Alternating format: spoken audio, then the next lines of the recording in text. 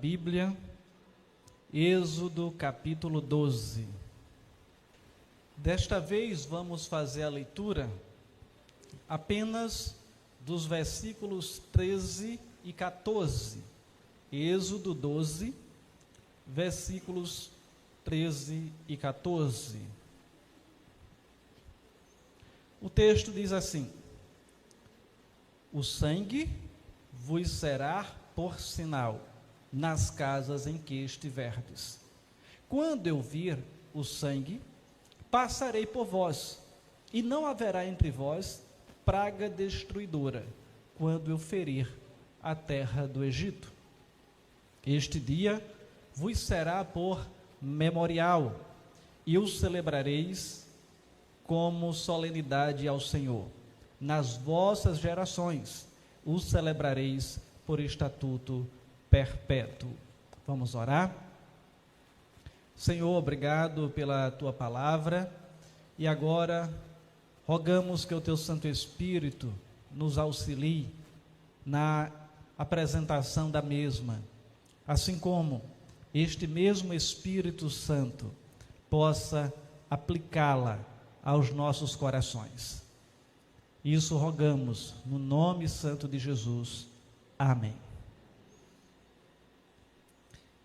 Irmãos, nesta semana que se inicia, o Ocidente, em especial o Brasil, viverá a chamada Semana Santa, ou Semana Pascal, ou ainda a Semana da Páscoa. Hoje, penso que a maioria pôde vislumbrar, a Igreja Católica Apostólica Romana celebra o Domingo de Ramos. Talvez você tenha verificado muitas pessoas com uma palhinha de coqueiro, certo? O Domingo de Ramos, numa alusão ao registrado em Mateus capítulo 21, quando Jesus faz a sua entrada triunfal em Jerusalém, ali indo para celebrar a Páscoa naquela cidade. E desta maneira nos aproximamos de um enredo interessantíssimo, de um evento que foi recordado por Moisés aqui no livro do Êxodo, que narra a história de como os israelitas saíram da terra do Egito. E assim, podemos então trazer para a nossa meditação nesta noite, o tema para esta mensagem, a Páscoa e as suas implicações. E em primeiro lugar, requer que voltemos o nosso olhar para os eventos do Êxodo. Moisés foi enviado por Deus, recebeu o seu chamado lá no deserto, para confrontar o faraó do Egito, e isso resultou numa luta entre duas forças, a de Moisés, direcionado por Deus, e a de Faraó, na força humana, ou seja, o rei do Egito, tendo resultado em 9 pragas contra o Faraó até aquele momento. Porém, o Faraó ainda não concordava em permitir que o povo de Israel fosse embora, e por isso Deus ordenou a 10ª praga, que foi uma praga devastadora para aquela nação. Para entendermos ainda um pouco melhor a razão destas pragas, vale rememorar que a nação de Israel, ela tem a sua origem quando o Senhor chama Abraão, lá em Gênesis 12, ainda como Abrão, para que dele fosse constituída uma grande nação. Dele nasce Isaque, de Isaque, que era o filho da promessa, nasce Jacó e Esaú, mas a linhagem da promessa segue com Jacó. De Jacó nascem 12 filhos. Desses 12 filhos, José é aquele que é vendido como escravo para o Egito. Ele se torna o primeiro ministro do Egito, depois de passar por muitas situações difíceis. Depois vem uma grande seca, e nessa grande seca, a família de José, que seria Jacó e seus irmãos, são levados para o Egito.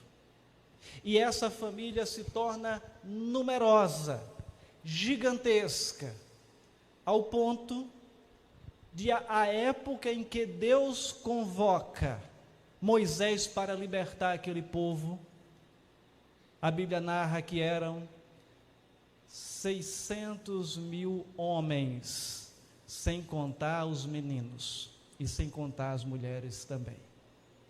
Ou seja, para você ter uma ideia, hoje Recife, só Recife, em torno de 1.600.000 habitantes. Então, se você contar as mulheres e as crianças, talvez fosse Recife que estava saindo do Egito. A quantidade de pessoas que estavam ali saindo daquela terra. E olhando para tudo isso, irmãos, vamos então perceber que Deus diz: eu quero que meu povo saia do Egito. E vem a primeira, segunda, terceira, quarta, quinta, sexta, sétima, oitava e nona praga, e Faraó tem o coração endurecido pelo próprio Deus para não sair do Egito. E finalmente a 10ª praga, ela é ordenada por Deus. E foi que todos os primogênitos morreriam naquela noite, exceto aqueles que ficassem em casas onde um cordeiro, ou seja, um cabrito, tivesse sido sacrificado, e o seu sangue tivesse sido aspergido nas ombreiras e nas vergas das portas, ou seja, uma porta aqui, colocaria naquele canto direito, no canto esquerdo, e também na viga que atravessa a porta. Então era essa a ideia, ou essa ordenança, de forma que a consequência para Faraó, se permanecesse em sua desobediência, seria a perda do seu filho, o herdeiro do trono, que morreria. Também cada casa do Egito perderia o primogênito dos seus habitantes, de maneira que o povo do Egito estava a enfrentar uma crise sem precedentes. No entanto, nas casas onde um cordeiro tivesse sido sacrificado, nos termos que foram colocados aqui, quando nosso irmão presbítero Edilson fez a leitura, a morte, ela iria passar por cima daquelas casas, não haveria choro, não haveria pranto.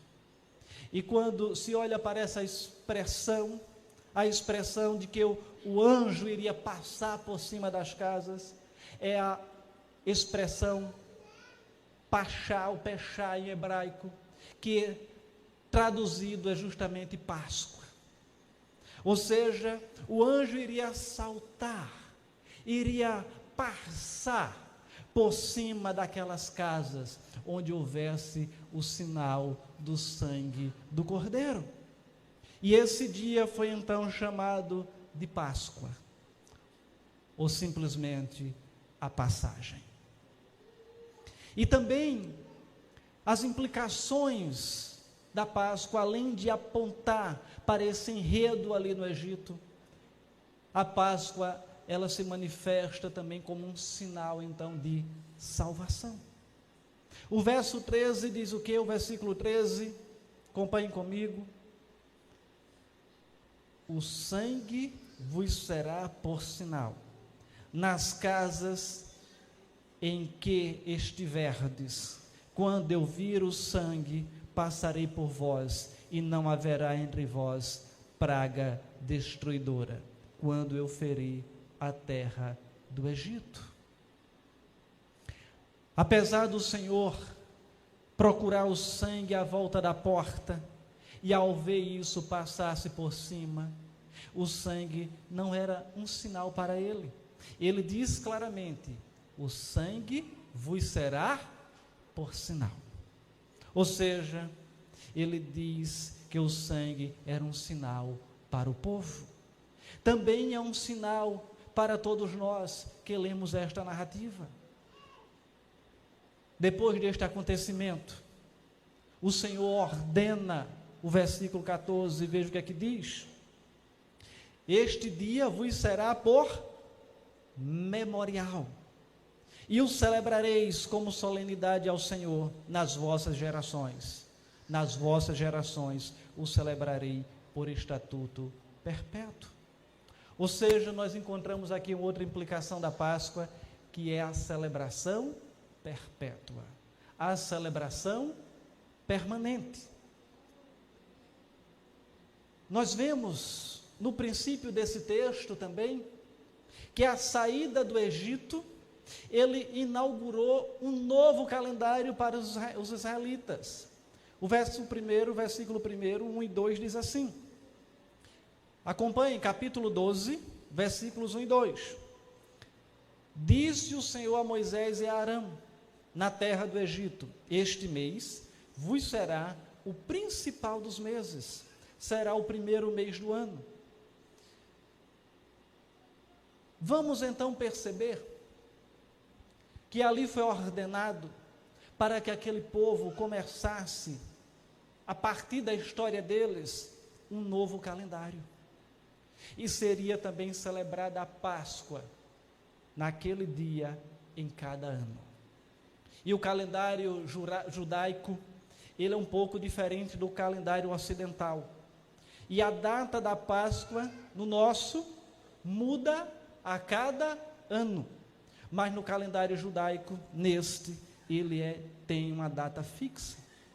Ainda hoje, 3.500 anos depois, aproximadamente, o povo judeu continua a celebrar esta festa todos os anos, como uma ordenação do Senhor que foi feita aqui em Êxodo capítulo 14, ou melhor, capítulo 12, versículo 14, em memória ao evento do Egito e por causa do mandamento que lhes foi dado naquela época. E seguindo esta tradição, através da história, podemos ver algo extraordinário. Pode-se notar isso no Evangelho, onde estão registrados os detalhes sobre a prisão e o julgamento de Jesus. Depois, diz lá o Evangelho de João, capítulo 18, versículos 28, e depois versículos 39 e 40. Diz assim: depois levaram Jesus para o pretório, ou seja, a casa de Pilatos, o governo romano. Eles não entraram no pretório para não se contaminarem, mas poderem comer a Páscoa. Aqui está se referindo aos judeus. Pilatos disse para os líderes judeus: é costume entre vós que eu vos solte alguém por ocasião da Páscoa, lá nos versículos 39 e 40 de João 18. E eles gritaram todos novamente: não este, mas Barrabás. Então vejam que 1.500 anos depois, que foi aqui onde Cristo foi crucificado, e foi justamente por ocasião da Páscoa, por ocasião do momento em que os judeus estavam celebrando o livramento que pelo sangue do Cordeiro tinha ocorrido há 1.500 anos. E seguindo, irmãos, vamos perceber que Jesus, ele foi preso e executado por ocasião da celebração da Páscoa. No dia quando os cordeiros são mortos, em memória dos cordeiros que salvaram os primogênitos do Egito 1.500 anos antes. Isto também nos leva a lembrar do sinal do sacrifício de Abraão, onde um cordeiro também substituiu o sacrifício de Isaque. quando Isaac, ou melhor dizendo, Abraão estava com o cutelo, com a machadinha para sacrificar Isaac, vem a voz do céu e diz: não faça isso. E o cordeiro está ali preso nos arbustos para que fosse sacrificado no lugar de Isaac.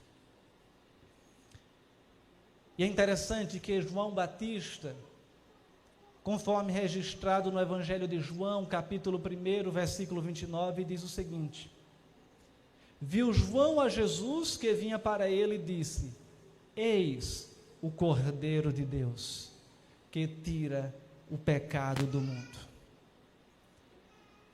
Aqui percebemos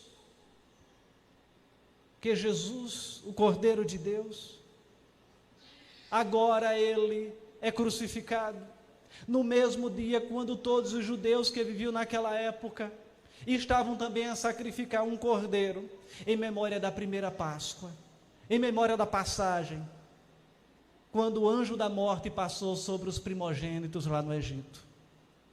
E a Páscoa cristã, esta que nós celebramos, ela não marca o livramento lá do Egito, mas ela marca o livramento que Jesus nos proporcionou. Acontece ainda em cada ano, bem próximo da celebração da Páscoa judaica. Ambos os eventos acontecem, na maioria das vezes, na mesma semana. Os judeus, conforme já dito, têm um dia fixo para a celebração da Páscoa, conforme foi inaugurado lá em Êxodo, tendo o dia 14 do primeiro mês do calendário, que é o mês de Nissan, como o dia da celebração da Páscoa, que este ano coincidirá com a próxima quarta-feira, o dia 5 de abril de 2023.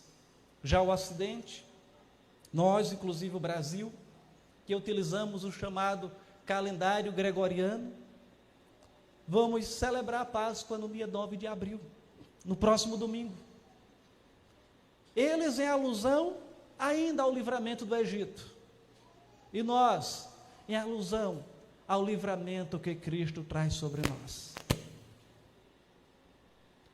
E é interessante que, a título de informação, pode-se então se questionar: por que a Páscoa judaica ela é fixa, tem um dia fixo? E nós, no Ocidente, temos esse dia móvel, a cada ano muda um pouco. Tem meses que coincide com o seu mês de março, tem anos, mês de março, outros mês de abril. Mas, enfim, o critério para a fixação da nossa Páscoa é que ela deve acontecer no primeiro domingo, após a lua cheia, que acontece depois do equinócio de outono, ou isso no hemisfério sul, ou o equinócio da primavera no hemisfério norte, que em 2023 ocorreu no dia 20 de março. Ocorre então um equinócio. O que é um equinócio? Ocorre quando os raios solares, eles incidem diretamente sobre a linha do Equador. Agora é quase uma aula de geografia, fazendo com que os dois hemisférios, o norte e o sul, recebam igualmente a mesma quantidade de luz e de escuridão, de maneira que a primeira lua cheia, após esse evento que aconteceu no dia 20 de março, será agora no dia 6 de abril. E o primeiro domingo após o dia 6 de abril é o dia 9 de abril, domingo de Páscoa. Eis a razão porque muda-se a cada ano a Páscoa cristã. E quando olhamos para isso, irmãos, olhamos para essa realidade, em que um cordeiro foi morto para livrar o povo da morte lá no Egito, o primogênito. Quando olhamos para a morte de Jesus, que ele também tido como o Cordeiro Santo de Deus, ele foi morto para livrar os que creem no seu nome. Nós vamos então perceber como a Bíblia, ela é revelada de maneira orgânica e progressiva, como já dizia e diz o mestre lá do seminário Reverendo Paulo Brasil. Ou seja, o Senhor, Ele vai manifestando o seu plano na história, o seu plano de redenção, às pessoas com quem Ele se relaciona, chegando ao ponto, um dos pontos mais altos da história, que foi justamente a entrega do Cordeiro lá na cruz do Calvário. E quando olhamos para o verso 13, trazendo algumas aplicações, vamos ver então que a narrativa diz explicitamente que o sinal era para o povo e não para Deus. Mas foi um sinal, sim, estabelecido por Deus. Ele foi o autor do sinal. E como todos os sinais, este sinal do sangue nas vigas das portas devem fazer-nos lembrar sobre alguma coisa. Como, por exemplo, você está no trânsito e o sinal fica vermelho. Então o sinal está lembrando que você tem que parar. Quando o sinal fica verde, está dizendo siga. De forma que o sinal estava apontando para algo fantástico que aconteceria mais tarde na história. Como os cordeiros foram mortos no mesmo dia da morte de Jesus. E um dos nomes de Jesus, conforme já dito, era o Cordeiro de Deus. O sinal da narrativa aponta para o sacrifício de Jesus no futuro.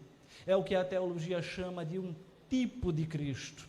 Ou seja, o sangue do Cordeiro, que livrou os primogênitos da morte lá na terra do Egito, apontava para o sangue de Cristo, que seria derramado lá na cruz do Calvário, por mim e por você. Você já parou para refletir na grandiosidade desse sacrifício? O que Jesus de fato fez por mim ali na cruz. A festa judaica da Páscoa ou passagem é um sinal, porque aponta para Jesus, que estava ali participando da festa judaica da Páscoa, mas com um detalhe interessantíssimo: ele era a própria Páscoa,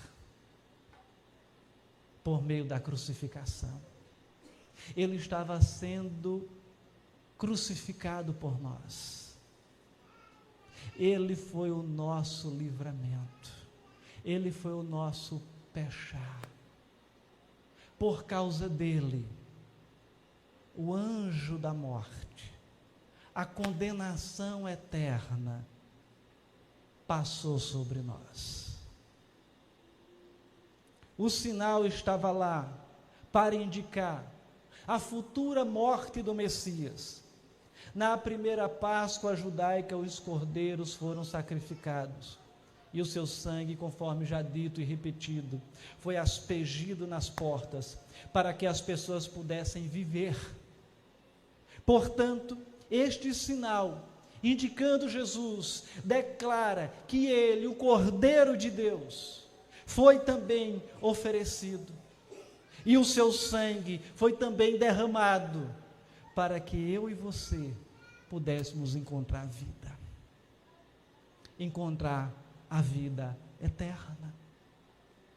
Porque o que estava reservado para mim e você como herdeiros do pecado original era a condenação eterna, o lago de fogo e enxofre que a Bíblia nos ensina, que existe para todos aqueles que estão distantes de Deus.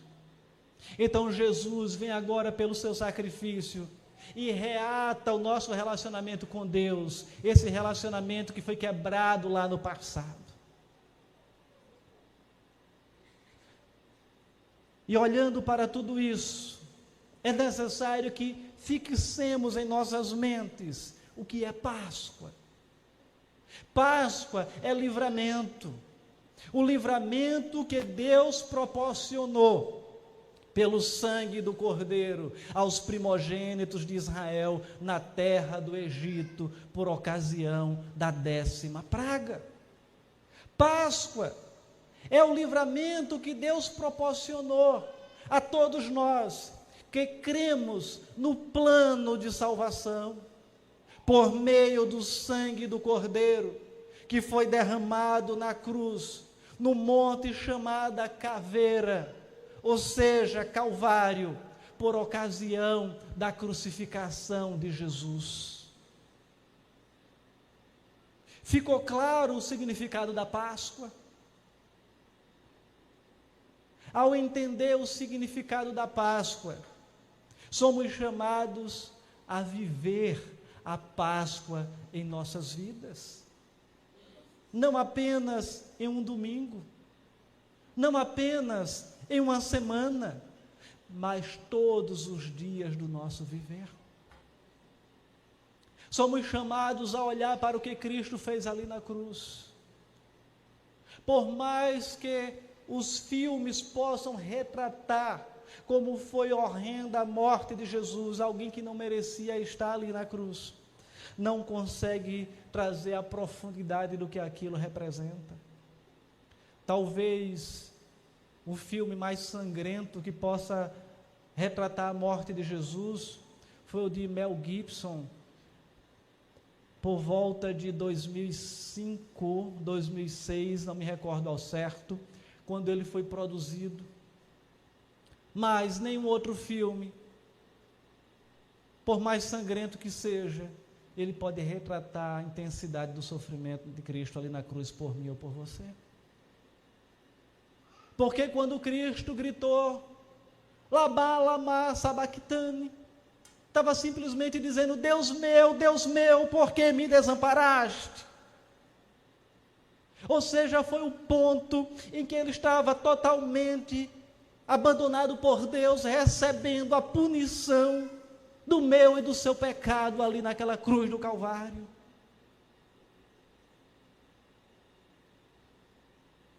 E talvez a gente possa tentar se colocar naquela posição, tendo seus braços e pés cravados na cruz, com pregos pontiagudos perfurando, seu corpo sendo jogado para frente, e numa agonia terrível, não podendo mais respirar, morrendo asfixiado, além das dores dos pregos cravados. Você já pensou em morrer assim? Mas foi assim que Jesus morreu no meu e no seu lugar. Para nos livrar da condenação eterna. Ele foi a nossa Páscoa. E nós precisamos refletir nesse sacrifício com a seriedade que ele merece. Porque ao fazermos isso, talvez nós andemos melhor comprometidos com a causa do Senhor. Que o Senhor mesmo nos ajude a viver a Páscoa dele, a entendermos qual é a verdadeira mensagem da cruz. E vivamos de maneira que honremos o que Cristo fez por nós.